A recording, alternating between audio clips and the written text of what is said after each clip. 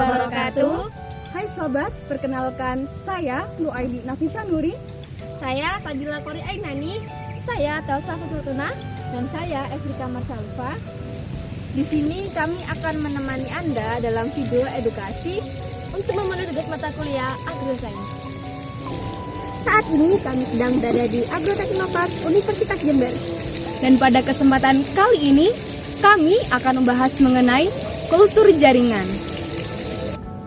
Halo sobat, di sini saya sudah berada di ruang laboratorium kultur jaringan Agroteknopark Universitas Jember. Nah, di sini saya sudah ada narasumber dari ruang laboratorium kultur jaringan sendiri. Mungkin mbaknya bisa berkenalan terlebih dahulu. Halo semuanya, perkenalkan nama saya Firda Nurulita Alfian, biasa dipanggil Firda. Nah, saya di sini mewakili dari Agroteknopark Universitas Jember untuk menjelaskan sedikit mengenai kultur jaringan di laboratorium kami. Oke, di sini kita akan lebih mengenal jauh terkait kultur jaringan. Nah, kultur jaringan sendiri itu apa sih, Mbak? Oke, sebelumnya nih ya, kultur jaringan itu sendiri adalah suatu proses yang menumbuhkan tanaman dari jaringan tertentu dari tanaman. Nah, biasanya di kultur jaringan itu kita memakai eksplan atau bahan tanam berupa bagian tubuh dari tanaman. Setiap bagian tanaman itu bisa ditumbuhkan menjadi satu tanaman utuh yang baru. Jadi di kultur jaringan itu kita bisa memakai bagian tubuh tanaman seperti daun, batang, akar, atau bagian bonggol juga kita bisa gunakan untuk ditumbuhkan menjadi tanaman yang baru. Nah, tadi kan sudah banyak dijelaskan nih Mbak ya terkait kultur jaringan itu sendiri.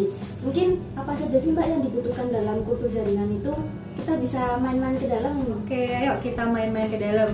Ayo teman-teman. Oke, di sini ada apa ini Mbak untuk alat bahan dari kultur jaringan sendiri? Oke, jadi sebelumnya kita perkenalkan dulu ini alat yang sangat dibutuhkan dalam proses kultur jaringan, yaitu laminar airflow cabinet.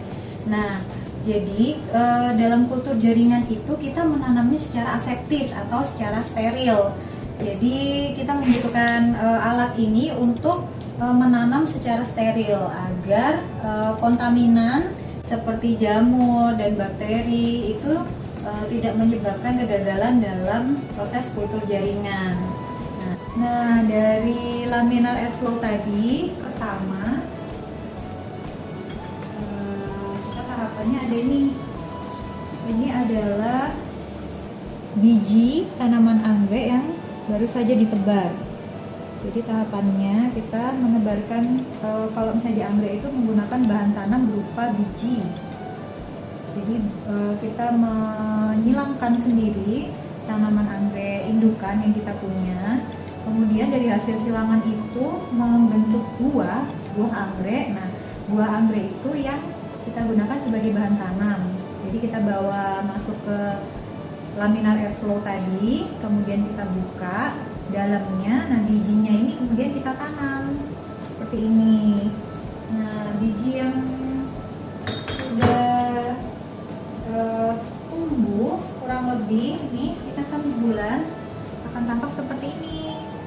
Ini adalah biji dari tanaman anggrek yang sudah tumbuh sekitar 1 bulan, 1-2 bulan seperti ini. Nah, kemudian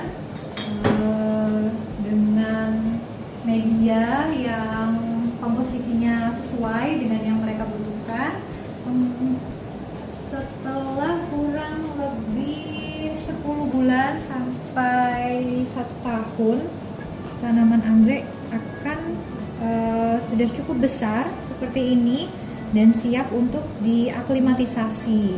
Diaklimatisasi itu merupakan proses pengeluaran anggrek ya dari dalam botol, dari dalam ruang kultur ke keluar. Jadi untuk langsung terkena paparan sinar matahari dan media.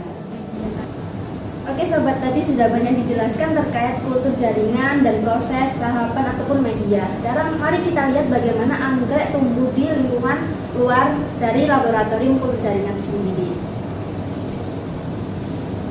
Hai sobat, sekarang kita sudah berada di greenhouse anggrek bersama dengan Mbak Firda.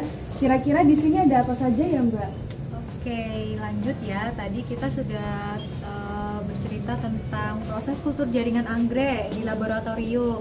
Nah, setelah lepas dari laboratorium, tanamannya kan harus dibudidayakan di luar ya. Nah, jadi di sini adalah hasil dari tanaman yang sudah diaklimatisasi. Nah, jadi di sini dilihat kalau misalnya tanaman anggreknya yang masih kecil-kecil seperti ini, kita bisa menggunakan teknik kompot ini untuk mempermudah mereka tumbuh ya. Jadi meningkatkan kualitas tumbuhnya. Kalau misalnya tanamannya yang sudah cukup besar seperti ini, kita bisa menggunakan metode single pot. Jadi dia lebih bisa bertahan hidup. Kalau misalnya yang tanamannya ukurannya besar seperti ini, kita masih bisa pakai single pot. Kalau misalnya yang ukurannya kecil-kecil, waktu diaklimatisasi, kita lebih mending pakai yang kompos. Seperti itu. Kira-kira seperti apa ya Mbak tanaman yang dihasilkan dari kultur jaringan sendiri? Nah, tadi sudah kita lihat yang hasil aklimatisasinya di sebelah sana. Ini ada contoh tanaman anggrek dari jenis Cattleya yang sudah besar. Nah, seperti ini. Sedangkan untuk keunggulan tanaman hasil dari kultur jaringan sendiri itu apa ya? Nah, dengan menggunakan kultur jaringan sendiri, karena kita prosesnya secara aseptis atau secara steril, jadi tanaman yang keluar dari kultur jaringan setelah diaklimatisasi itu harapannya adalah tanaman yang lebih sehat, ya, tidak ada virus atau tidak bukan tanaman yang sakit lah seperti itu. Jadi tanamannya memang lebih sehat, tanaman yang keluar dari kultur jaringan. Bagaimana sobat tentang penjelasan tentang kultur jaringan ini? Sudah menambah wawasan kita semua kan? Sebelumnya saya ucapkan terima kasih banyak kepada Mbak Firda atas penjelasan yang sangat spektakuler. Nah, sampai di sini perjumpaan kita kali ini mengenai adanya teknik kultur jaringan yang kita bisa menghasilkan bibit kualitas untuk masyarakat Indonesia.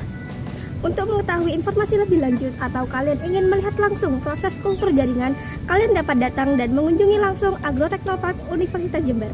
Cukup sekian perjalanan kami. Terima kasih telah menonton. Sampai jumpa di perjalanan selanjutnya. Wassalamualaikum warahmatullahi wabarakatuh.